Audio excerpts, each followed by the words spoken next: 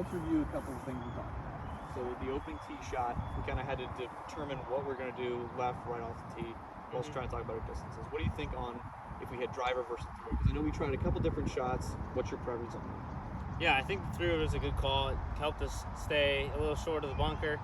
It's a good landing zone. I mean, there's less room for error there. If we take driver, it brings a couple more obstacles into play. You got the water and this fescue into play behind us, so through it is probably good off the tee.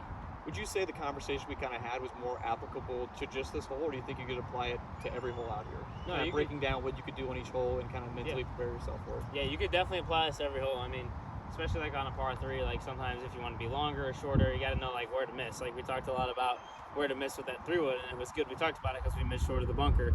But if we took driver, it would have been in the bunker. So it's good to think about for a hole like a par 3 or any par 4 or par 5 out here as well too, honestly. Just think about where you need to miss. I think there's also a fine line between talking too much and talking too little. Because I think we talk just the right amount. Sometimes you can actually almost overdo it and convince yourself of a shot that just can't be done. Yeah. And we've seen it on tour. We talk about it with other lessons and teachers. If you can only say so much that makes it actually help you versus, well, we talked for 5 minutes, but nothing about that actually convinced me to hit this shot. Right. But we also talked about, like on that approach shot back there, it is good sometimes to really think about back to the basics. What do we do here? The ball's below my feet.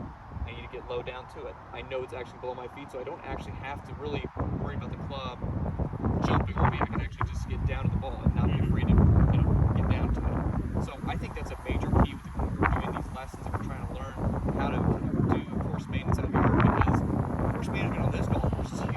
It's a big deal. It's something that I think costs you 5 shots from having to think about it, especially on this hole.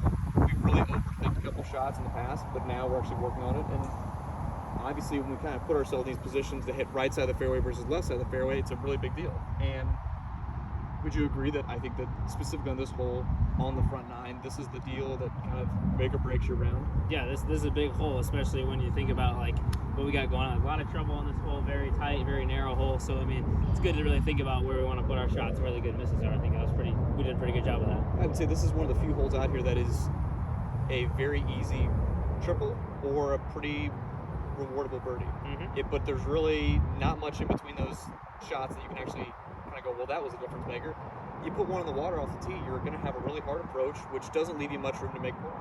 It's happened a couple times. We've done it, but it's not the easiest thing, and I've made plenty of big scores out here, and it just feels like there was nothing that happened that went wrong. Yeah. So I think what we learned and what we can continue to learn on this hole and on the course itself will really benefit your game. Yeah, absolutely. Perfect. Good deal.